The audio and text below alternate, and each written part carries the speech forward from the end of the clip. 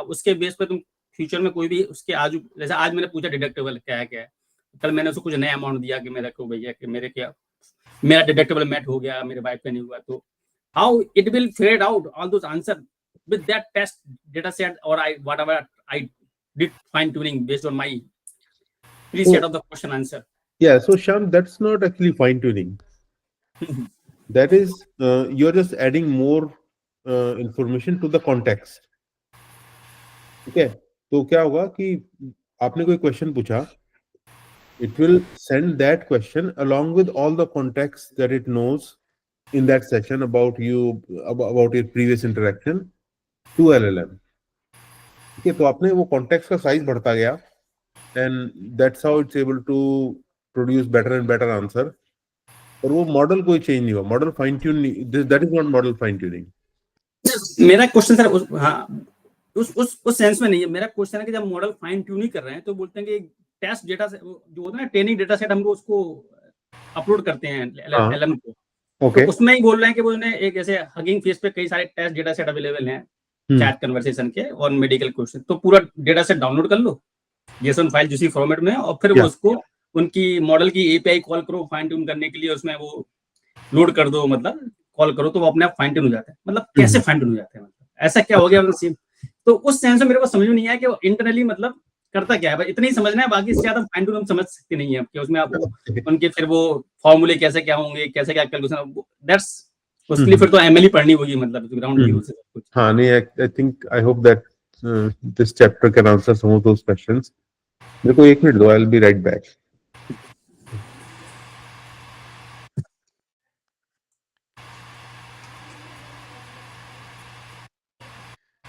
Gentlemen, the session is live. चेहरा छुपा लें sir.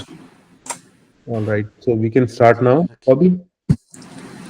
Yes, we can start the session. It is live. Okay.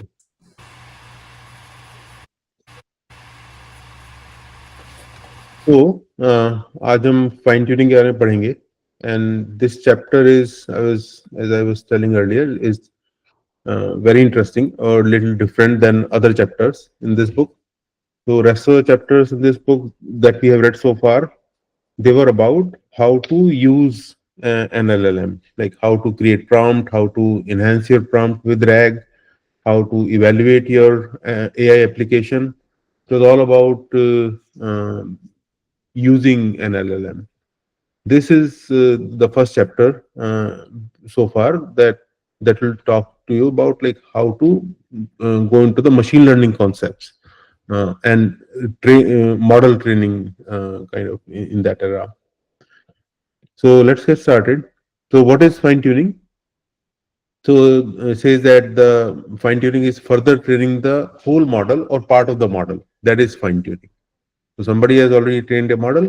Now you are further training it. Further training for what? For improving the model's domain specific capabilities. तो इन्होंने example दिया है कि coding और medical question का, similar to what अभी बात कर रहे थे हम लोग, कि there is a model that's trained let's say on general purpose knowledge and you want to train it specifically for coding or for medical questions. So those are some of the use cases why you would want to fine tune. Now, one question that is kind of core to this chapter or this concept is when to fine tune and when to RAG. So RAG or fine tune में क्या similarities हैं? Why are we even comparing these two things, right? So these are the two techniques, fine tuning and RAG, that improves the capability of a given LLM, right? LLMs are trained, let's say, on certain data set at certain point of time. Now, if you want to, let's say, if they cannot answer a specific question because either they do not have that information at that point of time, or they cannot present that information in the right format that you need, then you have two options. One, tell the LLM at the prompt time that, hey, this is the new information, or use this information along with what you already have to answer my question. So that is RAG, right? Uh, other way is this fine tuning. You provide extra training data to the model, and then model kind of retrains, and you retrain the model, and then now model has all the new information, and that is what fine tuning is. So when do you fine tune? When do we RAG? That is the question that we will explore today. कोई question comment so far? So at a very high level, so they're saying that naive fine tuning often requires more memory than what's available on a single GPU. So this is actually GPU memory is the uh, basic concern in fine tuning. GPUs are like very expensive, as you know. So sometimes fine tuning or retraining, if we call it, it can require like millions of dollars of investment. So it's a very cost intensive operation, but that thing like the cost that it requires to retrain a model, that's actually reducing gradually. So earlier there were only bigger models available, and you needed like 100 or like thousands of GPUs to fine tune. But now there are smaller open source LLMs or models available, so it may not require that much amount of GPUs, but still it training requires more GPUs than just doing RAG.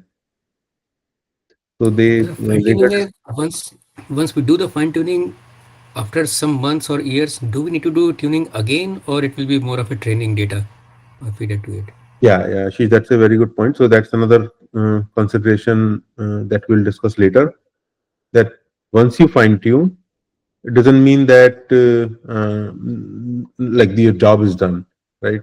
Your base model on which you fine tune, they are also evolving, and your data is also evolving, right? So like at some point in time, you might have to do that whole fine tuning exercise again. And then they also talk about fine tuning and combining that with RAG.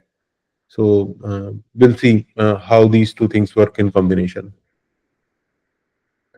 तो भी यहाँ पर ये बोल रहे हैं कि या like fine tuning is actually very memory intensive, but there are techniques where you can do it more efficiently.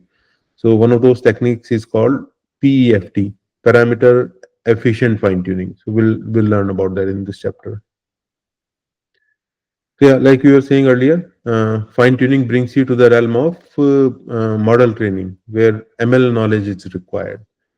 तो अभी तक हमें कोई मशीन लर्निंग नॉलेज की कोई जरूरत नहीं थी. We didn't have to train any model. We were just calling an LLM. We may not even have to host our model, right? It may be hosted by a cloud provider. We were just calling it with different prompts and with different information. But now we need to know how the model is trained. We need to look deeper into its architecture. We need to understand things like how to monitor while training, when to stop, what is overfitting, underfitting, debugging, all of those things. So they're saying that fine tuning is one way to do transfer learning. So transfer learning is a concept in machine learning that if you train a model on some data, it kind of acquires some knowledge, you can actually transfer that knowledge to other model. So other models don't have to start from scratch. So यहाँ पर इन्होंने एक अच्छा example दिया कि like if let's say you are training a model for taking legal questions. So one way is that you take a general purpose model जिसको let's say English language अच्छे से आती है, and then you train it to understand the legal concepts. So that's going to be easier compared to if you start from scratch, you're training the model, the language also, as well as the legal concepts. So this thing is called transfer learning, and there are multiple ways you can do this transfer learning. There are You can create an ensemble of different models and create one model to average out all of their knowledge, and that's transfer learning. Fine tuning is also one way of transfer learning.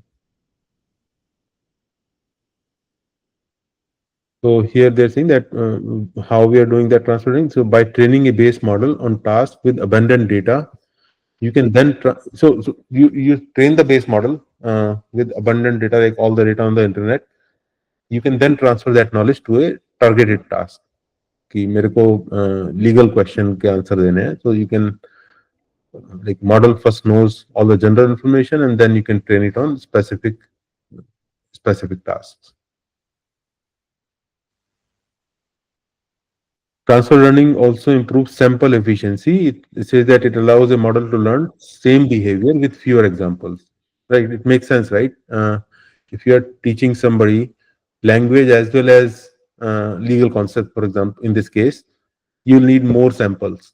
But if somebody has already trained a model on, let's say, English language, then all you need to feed is some legal data or legal concept and or that kind of training data, not everything else in the English language. Yeah, that makes sense because, for example, if you learn C++ coding, it will be easy to pick up Java or any programming language it will be easy to pick up other one. Yeah, that's a good In example. dynamics. Yeah. So if you know already like how to like what's an if then else block, what's a loop, what's a while loop and for loop, those kind of things, then all you need to do is just learn the new syntax and you can be productive in a new language. Yeah. And then they're saying that fine tuning just refines the model's behavior. So we'll talk about what do they mean by behavior later also in this chapter. But for now, basically, just understand that a base model has certain behavior. Fine tuning refines it on a particular task, so it can perform better and on a certain task, right? So they're saying that fine tuning is not the only way to do transfer learning. There are other approaches, like we discussed earlier. So there is something called feature-based transfer. So where you can actually extract features from let's say your data, and then use those features to do meaningful things. इसमें एक example दिया है कि it's used in computer vision. So let's say if you are comparing two images, you can extract features from both the images and then just compare the embeddings. So that's also another way of transfer learning. Okay, so then they say that this fine tuning, there are two types of fine tuning: supervised fine tuning and preference fine tuning. So what's a supervised fine tuning? Basically, you're providing just like in supervised learning, right? You're providing input and some label data. So and then you're kind of retraining the model. That is supervised fine tuning. Preference fine tuning is when you're using reinforcement learning kind of um, like methods where you have some kind of objective or some particular way you want the model to answer the question, and then you are kind of rewarding or penalizing the way model is actually producing the output. So there are these two ways, similar concepts that are there in the reinforcement learning or supervised machine learning. They apply to fine tuning also.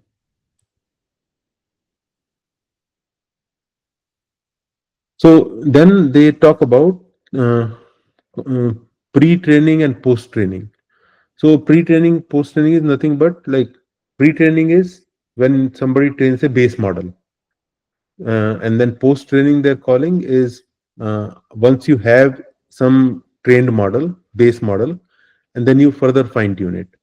And this pre-training, post-trainings are not only just like two steps. There could be multiple post-training steps. It may be that somebody took a base model, then they fine-tuned it, created another model. Somebody post-trained a post-trained model further, to further kind of train on a more specific task and providing more precise answers. So yeah, pre-train and post-train are again just different terms that they're using for training the base model versus uh, model on top of it. So they're saying that before fine-tuning, this pre-trained models with expensive task specific data, you can fine-tune it with self-supervision using cheap task-related data. तो इसका क्या मतलब है? So let's see.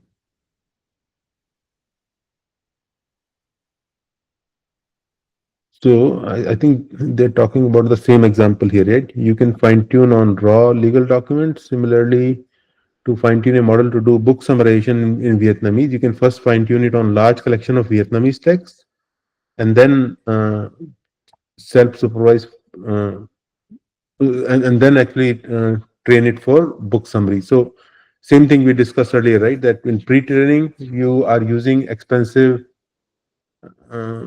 before, let me read it again actually. Before fine-tuning. It will be two-step kind of process. One step is have a basic layer, and then once understanding is there, then give the specific things. Yeah, exactly. क्योंकि primary के बच्चे को physics पढ़ा रहे हैं तो बहुत मुश्किल हो जाएगा, पहले उसको इंग्लिश सिखा दिया जाए, then it will be easy to pick up physics.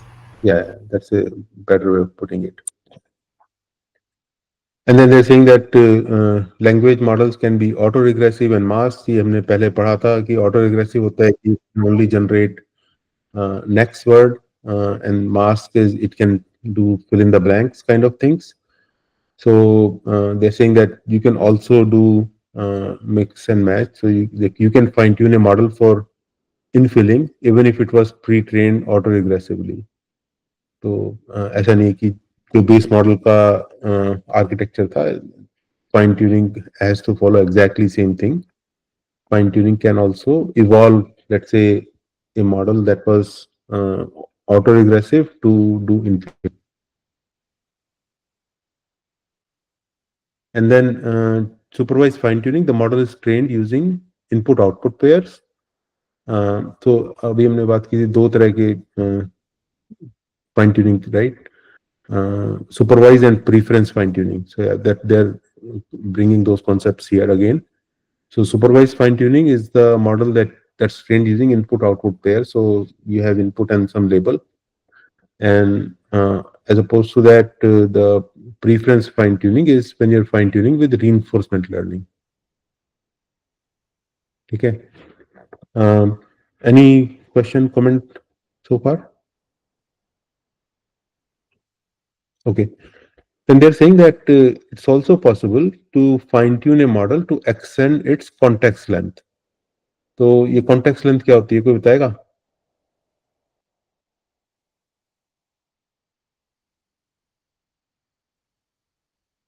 Yeah, exactly. So when you give a prompt, how long of a context your model is using to kind of produce an answer. Agar if some model is using smaller context, they can only produce an answer based on small information. But if your question is complex and you have larger context, then more sophisticated models, they can actually use that larger context and produce better results. So what they're saying is that even though your base model may have certain context length, you can actually fine tune to increase that context length. So, so like that way also, that during fine tuning, changing that is also possible. But then they also say that if you fine tune a model to extend the context length, then there are more like deeper changes involved, like adjusting the positional embeddings. So positional embedding क्या होती है कि whenever you have you're supporting certain context length, with every context or not every context, every word, there is a positional embedding that's also involved that tells that, oh, this particular word or token appeared in this position in this context, right? So now earlier, let's say your context length was 4K, your positional embedding was only keeping track of only the like tokens that appeared in that 4K length. But now if you're increasing from 4K to 16K, now your that positional embedding will also have to adjust, right?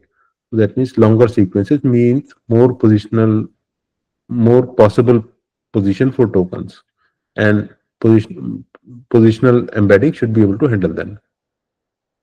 Right? Makes sense, right? तो इसमें context length कैसे बढ़ रही है, मतलब जो हम जैसे हम सुपरवाइज फाइन ट्यून कर रहे हैं using input and output, right? Hmm. क्या इनपुट में ज्यादा करके हम इसकी कॉन्टेक्स्ट लेंथ बढ़ा रहे हैं? What are the techniques to increase the context?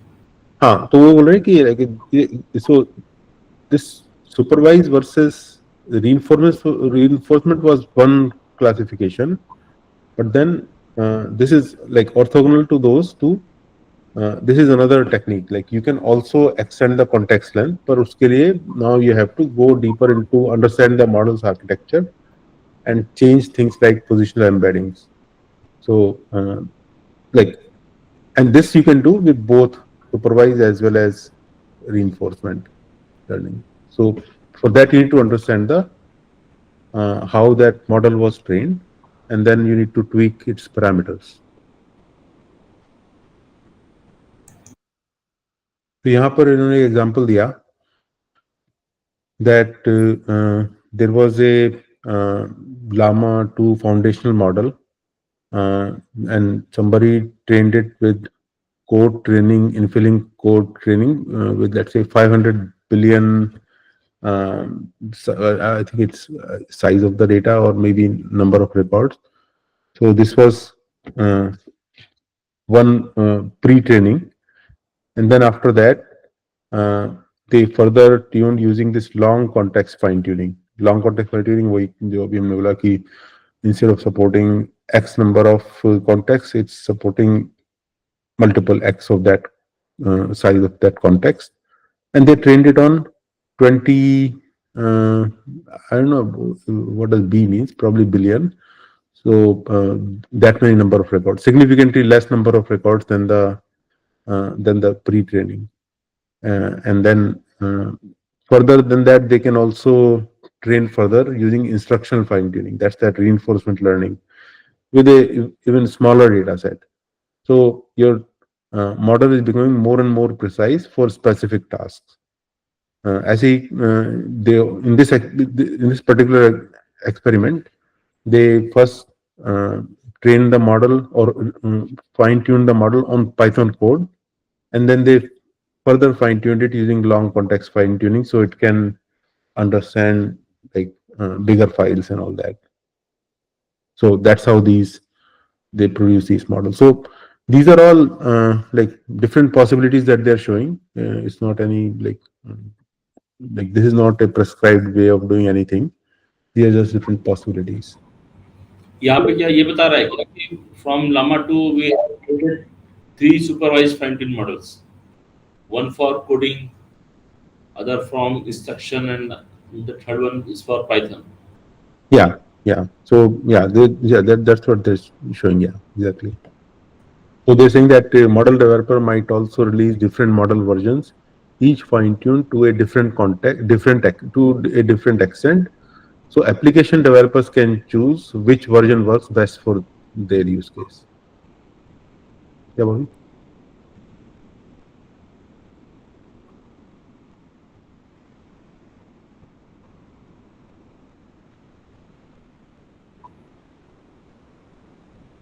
This one?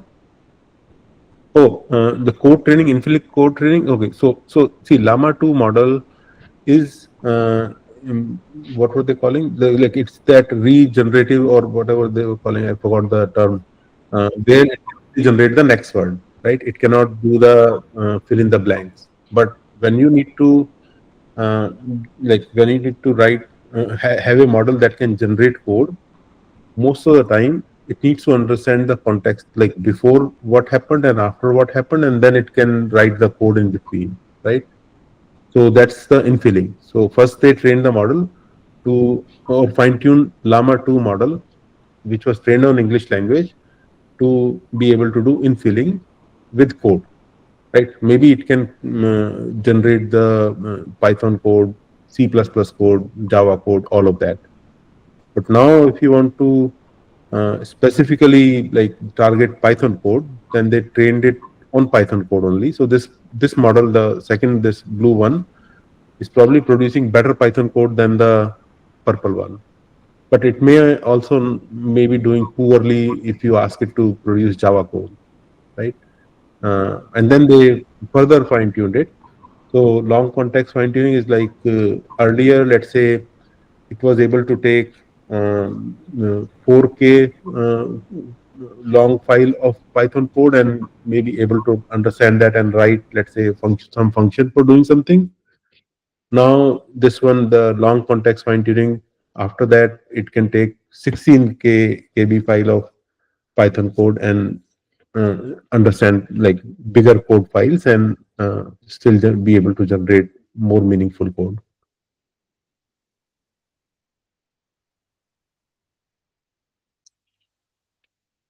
So in this chapter, what the basically the I think the main concept that the author wants to communicate, that while fine tuning is important, it can produce good results. You should be very cautious when to do fine tuning. First, explore all the other options with prompt engineering, with RAG, multiple kinds of RAGs before you go into the realm of fine tuning. So they're saying that fine tuning is generally attempted after extensive experiments with prompt based methods when you're done with that. And real world problems often require both approaches. So that's also another point, that even if you use fine tuning, you may still want to further improve it with better prompt engineering or RAG techniques. Then they're saying, what are the reasons to fine tune? So if the model you want to use wasn't sufficiently trained on your task, fine tune it with your data. Fine tuning it with your data can be especially useful, right? So like if most of the time, like people fine tune, let's say, like if like base model didn't have that information at all, or base model did not know about the format, like जैसे code का example है, right? Maybe base model doesn't know much about Python code, so you are training it, fine tuning it to for it to understand the coding format. Other interesting use case is bias mitigation. So let's say your base model had certain biases. They gave an example that base model was consistently assigning CEOs to male sounding names, right? So to mitigate that bias, that's only males can be CEOs, they train the or fine tune the model with specifically the data with female CEO names. So now that bias is removed, or similar things like they think gender biases or racial biases you can reduce in the base model by fine tuning them on that gender specific or race specific additional data on that. I think sometime back there was an example, right-handed versus left-handed people. If you ask to create a picture of a left-handed person, still it created picture of right-handed person. So I think Yeah. it will be improved with this additional data. Yeah. So here they're saying that another thing is that fine tuning smaller model is much more common. I mean, it makes sense, right? If you want to fine tune a larger model, then it will you'll need more GPU memory and it will cost you more. So if smaller model can make your task done, like can produce the right results, then more people will be fine tuning smaller models. A common approach is to fine tune a small model to imitate the behavior of a larger model using data generated by this large model, and that process is called distillation. So this is a very like important concept called distillation. So what they're saying is that you can fine tune a small model to imitate the behavior of a larger model using the data generated by this larger model. So you're using some larger model, and you are producing some results of, let's say, input and output that are produced by that larger model, and just that input output data, you are then fine tuning a smaller model to imitate the behavior of that larger model. So this process they're calling is distillation, and that's exactly what DeepSeek did actually. So DeepSeek, it had a large, actually, ChatGPT actually blames them that they actually produce the input output results from ChatGPT, and then they trained smaller models, and using this process of distillation, they produce small model that can that gives a similar kind of output that a larger model can. And like, because DeepSeek is a very small model, you can uh, host it on your computer and all that, and that made it widely popular. So that's the distillation process. So they're saying that as the open source community proliferates with high quality models of all sizes tailored to a wide variety of domains, fine tuning has become a lot more viable and attractive. So compared to before, when these foundational models were very big and you needed a lot of money to fine tune, now we have many high quality small models that can be like fine tuned without spending too much money. So fine tuning can improve a model's performance, but do carefully crafted prompts and context. So this author, she keeps coming back on saying that fine tune to theek hai, but try prompting and providing better context. So so it's a balance that she's playing in this whole chapter. So these are the reasons not to fine tune. That's the section. So you're saying that another thing author cautions you is that when you fine tune something on a particular task, it can degrade that model's performance on other tasks also. Like compared to RAG or prompt engineering, you can give it a very like clever prompt or with a lot of contextual data. It will not affect any other prompts or any other way your model performs, right? Uh, but in case of fine tuning, you can improve it on a certain task. Let's say you fine tuned it for Python, you can improve it to generate better Python code. But at the same time, that new fine tuned model can do poorly on other tasks. Let's say if you ask that same Python Python fine-tuned model to generate Java code, it may not produce as better Java code as the base model did. So Yeah, but the thing is, if I'm doing it for that task, let's say I'm fine tuning for my task, it's okay, right?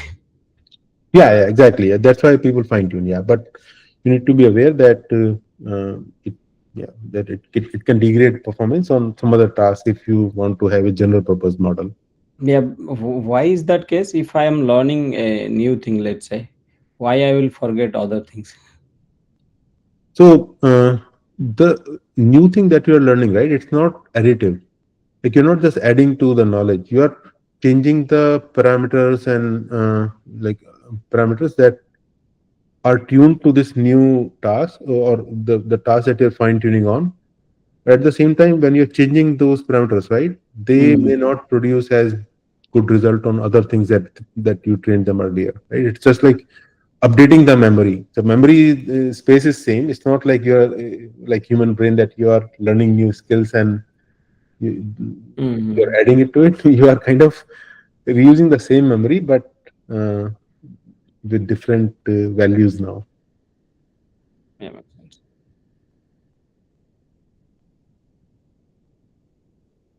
Yeah.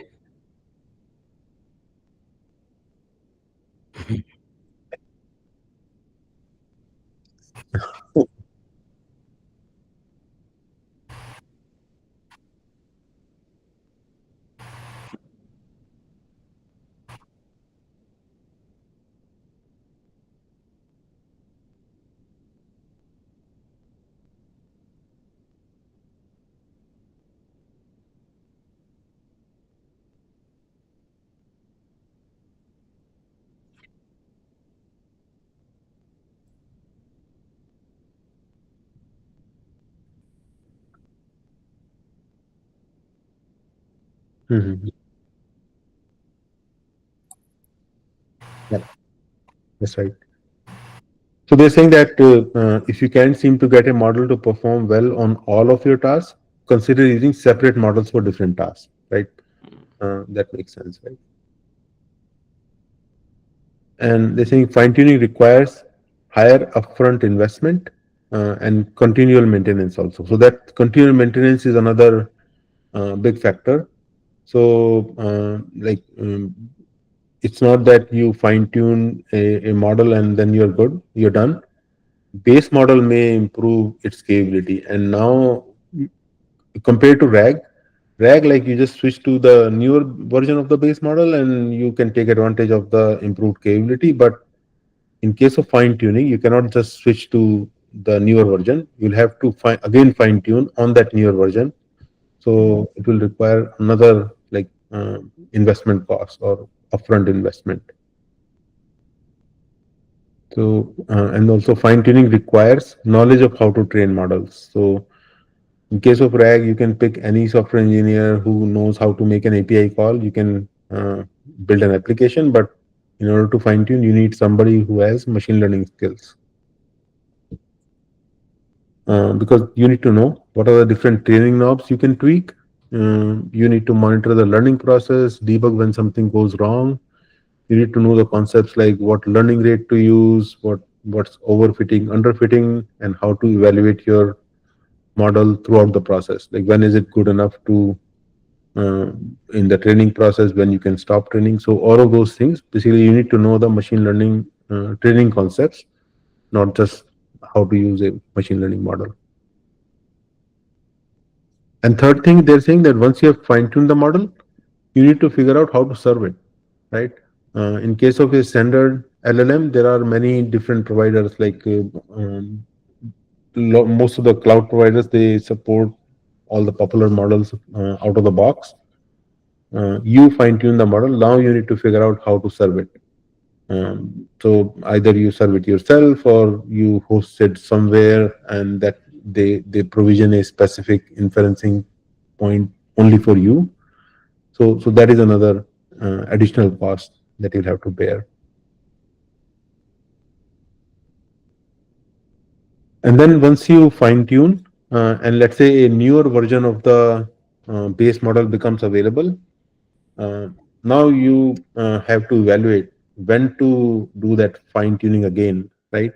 So let's say if the base model would provide only 1% improvement over the current fine tuned model, maybe the cost of fine tuning the newer base model will be much higher. You don't want to fine tune right away. So you have to have some kind of a threshold in mind that once the performance improves by X percentage, only then I'll consider to fine tune. So fine tuning has much more business related decisioning that you need to do than just using RAG. So again, she's coming back to the same statement that AI engineering experiment should start with prompting. First, start with prompting, improve that by prompt engineering techniques, by RAG, and then once you have, if you still need to do further improvement, then only go for fine tuning.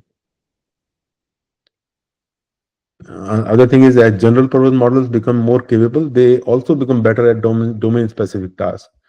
इसमें example दिया इन्होंने कि Bloomberg ने कोई एक model fine tune किया था that was fine tuned for financial tasks, right? So and they spent like 1.3 to 2.6 million dollars on that. In the same month, newer version of the GPT came, Chat GPT came, this GPT model came, and that was doing better than the Bloomberg GPT on financial tasks. So yeah, I mean, essentially they end up wasting all of that money. So yeah, we need to be aware of such things. So here they have given some, I think, accuracy numbers that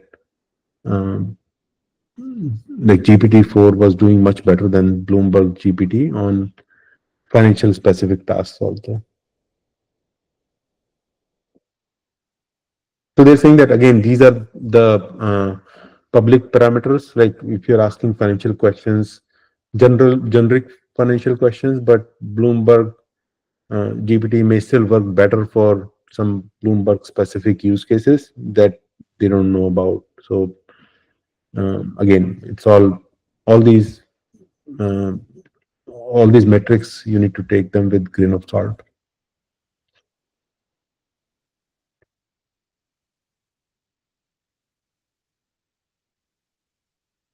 So now that they have actually given all the reasons not to fine tune, here is one reason why you would want to fine tune.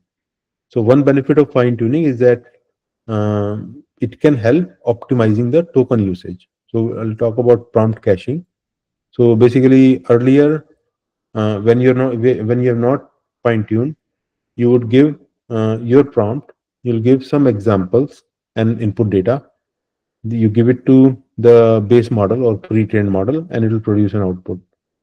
But after you have fine tuned, let's say you took the base model, you fine tuned with the examples. Now in your like input, you don't need to provide any examples, right? You can just give input, and fine tuned model will produce the same output. So essentially, it's saving you on the input token cost. So all the LLMs, they cost based on the input tokens, right? So now because your input is much less in size, so inferencing will cost less. So there is that cost that you'll save.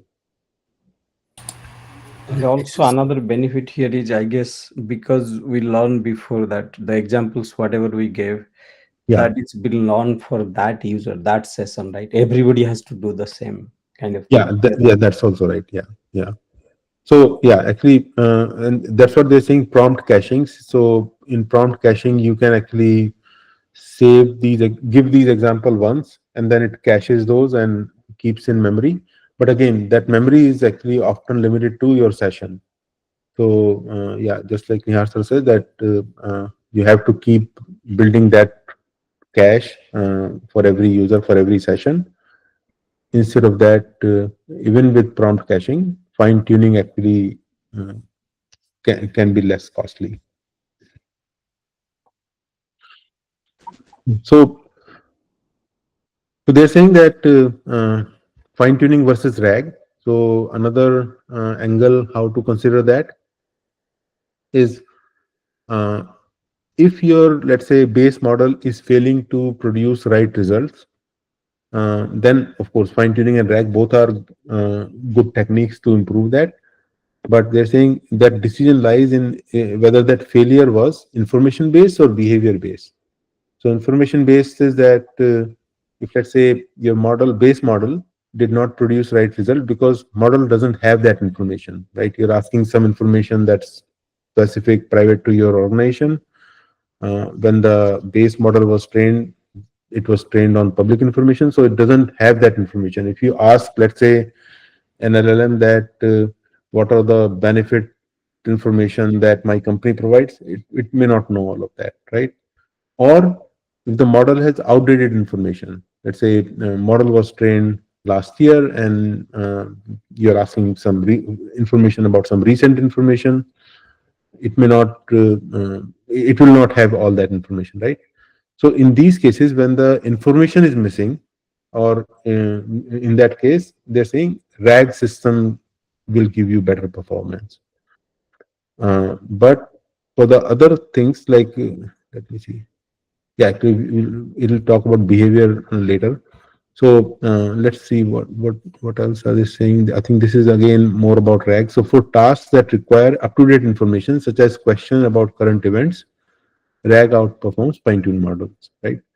While fine-tuning can enhance a model's performance on specific tasks, it may also lead to decline in performance in other areas. So same information that we have seen before. Now they're saying if your base model did not perform uh, like good because of the behavioral issues, in that case, fine-tuning might help. Now, what are the behavioral issues? So one example of behavioral issue is that model outputs are factually correct, but irrelevant to the task. So, like for example, you ask in this example, they're saying that you ask for the technical specification for a software project. Uh, it produce the accurate information, but the generated spec lacks the details for your team need, right? So, like it has the information, but it's not all relevant to you. Or if it fails to follow the expected output format.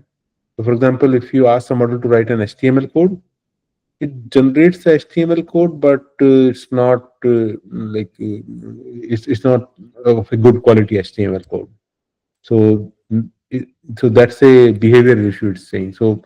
No matter how much context or information you provide to that model, or how many example you provide to the model, it will still not be able to produce good quality HTML code until you fine tune and on like a large number of input and output, like a large number of HTML code samples, right? So in that case, like RAG will not help. You'll have to fine tune.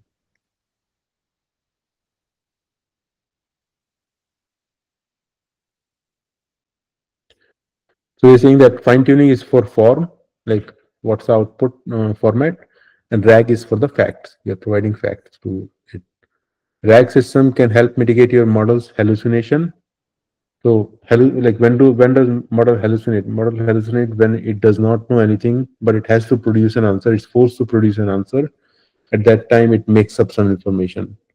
So, but if RAG system, if you're providing it with all the facts, then it can hallucinate less. Fine tuning, on the other hand, helps your model understand and follow syntax and styles. Right? That HTML example that we gave earlier. Okay, here is another important point. We discussed this in the RAG chapter, but reinforcing again, saying that when doing RAG, start with simple term-based solutions such as BM25 instead of jumping straight into something that requires vector database. तो अभी तक हम RAG में यही देखते आ रहे हैं कि they always have some kind of vector database, they always include some kind of embedding search. So they're saying that that's a complex form of retrieval. Just start with a simple term-based retrieval like text search or elastic search. Those kind of that BM25 is that this is the matching algorithm actually. So use a simple search algorithm first before going to the vector databases. One thing, Manoj, here, actually, you remember before this book we used to study, so we are thinking fine tune versus RAG versus prompt engineering, all those things. But after I went through this, I mean, we went through this RAG. I always then my mind, I always started thinking that RAG is not actually a substitute for fine tuning. Rather, if your company, you have a specific need inside your domain, your company or something, you want to put that, then only RAG. So I was thinking prompt engineering versus fine tuning rather than RAG versus fine tuning, you know. But Is actually, that a correct? RAG is a way of prompt engineering, right? Yeah, but let's say generic stuff, let's say some internet thing or something I want to do, I can do prompt engineering. But RAG, always I started thinking that in my company, something I want to expose or something I want to do, then I will go for RAG. Otherwise, I will rely on prompt engineering. But here, that is why I'm confusing, not confusing. I think I'm not sure whether this fine tuning should be versus RAG or versus prompt engineering. So, Does the question make sense? so Ankur, go ahead. तो निहार sir, जैसे आपको अभी जो ऊपर एक diagram था जिसमें Python के लिए ट्यून कर रहे थे, राइट? तो था कि fine tuning is for the form, right? अगर आपको एक कोड लिखाना है, आप रैग यूज करके कोड नहीं लिखा पाएंगे कभी. Exactly. But if model is trained well to understand all the form, then you can build rag on the top. ठीक है. But आप जैसे कस्टमर चैटबॉट में all you need is information. ठीक है. Model is already well trained to understand those information, put in a context and give you output. तो आप rag use कर सकते हैं. But जहाँ पे model ही raw है, ठीक है, it doesn't know, doesn't have a very good domain capability in that way, or it can't output in HTML or JSON, follow certain instruction in a customized way, तब आपको फिर fine tuning करनी पड़ेगी. Yeah, but I think what Nihar sir was asking is that here they are comparing RAG versus fine tune. That comparison should be prompt engineering versus fine tuning. Yeah, because RAG always मैं सोचता हूँ कि company related anything specific you want वो चीज expose करना है तो then Yeah. I will use RAG, right? Yeah, so I kind of agree with that. Actually, RAG is one form of prompt engineering, नहीं right? Sir, I won't say. तो prompt engineering is as simple as कि आपने बोला कि चलो मान लो कि तुम एक आर्किटेक्ट के प्रोफेसर हो, teach in this way always, Mm-hmm. ठीक है. प्रॉम्प्ट किया, मैं ऐसा प्रॉम्प्ट दूंगा, you should give output like this, Yeah. जैसे ठीक है कि आपने उसको ट्रेन किया, if I ask question like this always give output like this, if Yeah. I ask a question always give score it between 1 to 5, 1 to 10. That's a prompt engineering. You are not giving any additional information. Prompt engineering की जैसे कि way of getting output की, आपने बोला कि एक product manager की तरह ये लिखना है या एक आर्किटेक्ट की तरह लिखना है, you taught how the output should be. Mm-hmm. That's a prompt engineering. Rag में आप एडिशनल कंटेक्स्ट प्रोवाइड कर रहे हो, ठीक है. And Yeah. फाइन ट्यूनिंग में आप मॉडल का वेट ही बदल दे रहे हो. Yeah. So basically, when I was saying that RAG is form of prompt engineering, what I meant is with using this RAG or querying some vector database or some database, you are still adding more information to the prompt, right? Or like you are giving a better prompt to the LLM that use this context, like whether I'm giving an example or I'm giving more information to you. Using all this, produce a result, and it's the same base model that's producing the result. So like anything that has to do with prompt, that I'm clubbing all of that in prompt engineering. But Okay. yeah, for technical definition, yeah, you might be right, Ankur, that Yeah, Manoj, can you share the table again, 7.2, where it shows about the different comparisons, where about Mr. Lama or ka which one? work? This Yeah, one? yeah, this table. तो इसमें क्या कह रहा है? I'll have to actually read this again. So saying that while fine tuning can enhance a model's performance on a specific task, it may also lead to decline in performance in others. I think that's what they are saying, that base model had certain performance, and base model plus RAG had much better performance, but base model or fine tuning that model did not produce as good results. So basically, it can, like, fine tuning can enhance your performance on a specific task, but if you are just comparing it on general tasks, right, fine tuned models may perform better, may perform worse actually on that. इसमें तीसरा वाला क्या है? Means fine tune. REG is what? कुछ वो paper है, उसमें कोई नाम दिया होगा इस पर्टिकुलर मॉडल को. FT RAG just simply they are saying कि आपने FT और RAG दोनों लगाया वहां पे. वो तो लास्ट वाला है. तो ये पर्टिकुलर पेपर को साइट कर रहे हैं वो लोग. तो अच्छा. यहाँ पे इन्होंने कुछ ये है कि original data set is labeled as FTREG, and then they have some multiple paraphrases. That data set they labeled as FTPAR. These are, I think, just names that they have used in this particular paper. They're not generic things. ये मतलब fine tune और rag दोनों use करें तो हमें results अच्छे मिलते हैं. हाँ, वो अभी आगे आएगा. हाँ, एक्चुअली यहाँ पे भी इन्होंने दिया ना fine, but again they have used fine tune plus RAG also. Still, they did not get as good result. And this is again comparing on the generic tasks. Or for the specific task, of course, these fine tuned models would have performed better. But this is they are comparing on generic tasks. और उसमें भी लामा 2 में उल्टा हो रहा है, right? Llama 2 में they are getting No, this is RAG. This was just RAG. उसमें से रैग 0.58. से आ रहा है। लामा 2 में रैग से we are getting good performance, लेकिन मिस्ट्राल में we are getting good performance with fine tuning degrade हो प्लस गया, रैग। थोड़ा डिग्रेड तो हो ये गया लास्ट वाला। तो ये क्या बेस मॉडल पे भी डिपेंड रहता है क्या कि मैं कौन सा बेस मॉडल यूज कर रहा हूँ और किस टेक्निक से मेरे को कैसे बेटर रिजल्ट मिलेंगे? Yeah, of course. I mean, it depends on the base model as well. But actually, it's not different, right? It's the same kind of result that in Yes. all of them, the base model plus RAG is better than any combination of Yeah. fine tuning and RAG, right? यहाँ पे भी देखो base model 585 है and the rest all of these techniques are less than 585. But this is again, this table can be misleading also. Somebody might think that RAG is always better than doing fine tuning. That's not the case.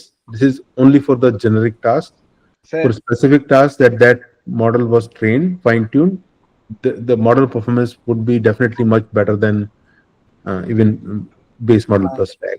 ये वाला table is I think very specific to question answering tasks. It's not even generic task कि आपने question मतलब आपके पास question था specific to some domain और something, तो उसमें राग बहुत अच्छा परफॉर्म करता है। Right, but those question answers are not in a specific domain on which you fine tune. Right They are right probably generic set of question and answer. Yeah. Okay. So let's quickly cover this workflow, and we are almost out of time now. So that they're saying that you start with prompt engineering, then you do like more sophisticated prompt engineering by adding examples. So these arrows, they show that what are the possible next steps that you should take. After that, if you want to improve further, then you add simple retrieval, like maybe doing a SQL lookup or doing some kind of Elasticsearch kind of lookup. If from there you can actually go in two directions. Either you add complex retrieval, like including vector databases, or you can fine tune your model. And of course, like ultimately you can use RAG with fine tune. So that is the most advanced form of your like model that can produce like best result. So this is the workflow that most of the companies and use cases follow. तो यहाँ तक जो chapter है उससे हमें थोड़ा idea हो गया कि ये फाइन ट्यून क्या होता है, रैग क्या होता है, when to fine tune, when to RAG, what are the pros and cons for each approach. आगे का जो चैप्टर है they are going into specific details on how to fine tune, what are the mathematics behind it, how do you do capacity planning, all those things. So I would suggest that if somebody if somebody really wants to understand the fine tuning process, you should read the rest of the chapter. But for the rest of us, maybe we can come back to this chapter when we actually do some fine tuning. Okay. So in the next meeting, I would suggest that we start with the next chapter, database engineering, dataset engineering.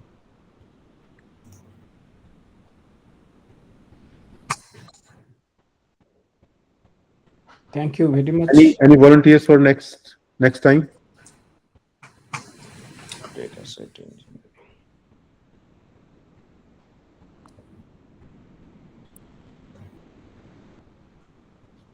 Come on. I would suggest somebody who has not led any session before lead that next session. Yes, please, someone. Abhishek. We'll start putting people on the spot. Abhishek, Videsh, Nimesh. मैं नहीं sir, मेरा भी थोड़ा कुछ problem चल रहा है, मैं नहीं ले पाऊंगा अभी. अच्छा. Radha, Vivek, anybody? मैं ट्राई करता हूँ सर, इस बार डेटा पे मेरे को ज्यादा ही देखने की इच्छा हो रही है. चलो, वेरी गुड. ठीक है श्याम. ठीक है. या All right. Thank you so much, everyone. Thank you, everyone. Thank you very much. कल है क्या? We are still meeting tomorrow, no? Yeah, tomorrow. Yeah, in that. Again, same thing. No, not same thing. Agents. No, Agents. yeah, Hariram is finishing Agents. agents. Yeah, Yeah. agents. Tomorrow Hariram will present about agents. Yeah. Manoj sir आप डायलिस आ रहे हैं ना? कब